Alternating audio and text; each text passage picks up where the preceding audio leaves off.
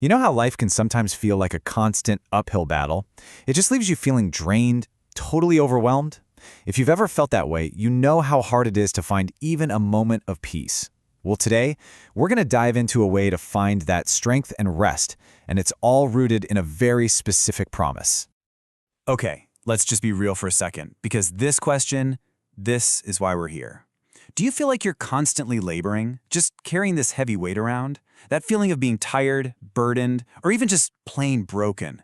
Well, it's something we all feel, and it's the exact starting point for what we're about to explore. So, the first piece of the puzzle comes from the prophet Isaiah, and this isn't just pretty poetry. It's presented as a divine promise. The idea is that when you feel faint, when you're weary, hoping in God isn't just about comfort, it's about a real renewal of strength. It's about finding a way to soar above the exhaustion. It's a promise that your lowest point is never the end of the story. And right here, this is the central invitation, straight from Jesus in the Gospel of Matthew. This is the core solution being offered. It's a direct, personal call to anyone, literally anyone, feeling the strain of life. It's not about trying harder, it's an offer to simply receive rest. So, how do you actually do that? Well, that brings us to the practical tool at the heart of all this. It's the bridge, you could say. It's a daily spiritual guide, and it's designed to connect that incredible promise of rest with the reality of our busy, often chaotic lives. And it uses the daily Catholic Mass readings as its foundation. So who's this for? Well, it's definitely for anyone who heard that quote from Matthew and thought, yep, that's me. People feeling exhausted or broken. But honestly, it's also for anyone who just wants to connect more deeply with their faith on a daily basis and is looking for a clear path to grow spiritually. And this right here, this is what's so powerful. It boils everything down to one foundational belief. This isn't some complex theological argument. It's just a simple, powerful message of reassurance. No matter how tired or weary you are not alone in this. Period. All right, so let's get into the nitty-gritty. Understanding the promise is one thing, but living it out is something else entirely. This next part breaks down how the guide is structured, showing how it systematically moves you from the words on a page to a real, tangible practice in your day. It's a really simple four-step process. First, you start with the day's scripture readings. Easy enough. Second, the guide pulls out a single unifying theme to help connect the dots. Third, and this is so important, it gives you a practical, actionable step for your day. This is what turns faith from an idea into an action. And finally, it gives you the example of a saint who actually lived these principles out. You know, Jesus talks about his yoke being easy, and this just illustrates that perfectly. Look at the left side. That's the stuff we carry, right? Fear, exhaustion, the anxiety of trying to control everything. And on the right, that's the exchange being offered: gentleness, humility, restoration, and a shared load. It's a serious trade-off.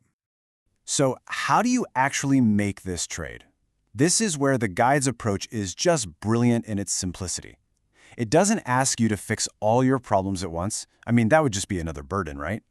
Instead, it just asks you to focus on one thing. Just one. One fear, one exhaustion, one anxiety that's really weighing you down. And then, you make the exchange with this simple prayer. By consciously saying these words, "Jesus, I take your yoke instead of my own," you're making this small, powerful act of trust. You're handing over that one specific burden and choosing to accept the shared, lighter one he offers instead. Okay, so what happens when you actually start doing this every day? Does it stick? Does it really work? Well, the guide explains that this isn't just about some momentary relief. It's designed to have a lasting, transformative impact on your spiritual life by building new habits of the heart. And here are a few concrete examples of how that happens. By reflecting on a saint like Our Lady of Loreto, you get this amazing model of quiet trust. Or by praying with Psalm 103, you start to cultivate mercy. And by using a themed morning offering, you intentionally set the whole tone for your day right from the start. And this is the key. The whole point is to move you beyond just thinking about faith. The genius of it is that it turns this huge, overwhelming idea of holiness into a single, manageable choice each day. You're not just reading about trust, you're actively practicing it. And that makes all the difference. And from there, it's the next logical step. These small daily acts of virtue, practiced over and over again, they're the building blocks. They start to add up, they shape your character, your gut reactions, and gradually they build what the guide calls a life of holiness. And really, this is what it all leads to, the most profound shift of all. The goal is to change your fundamental approach to your day's challenges. You move from that feeling of having to muscle through everything by yourself to this sense of partnership, of carrying the day with Christ. You're just not going it alone anymore. And so, we're left with this one last, very personal question. It takes everything we've just talked about, the promise, the structure, the practice, and brings it right here, into this moment. Looking at your own life right now, what is the one burden you will choose to exchange today?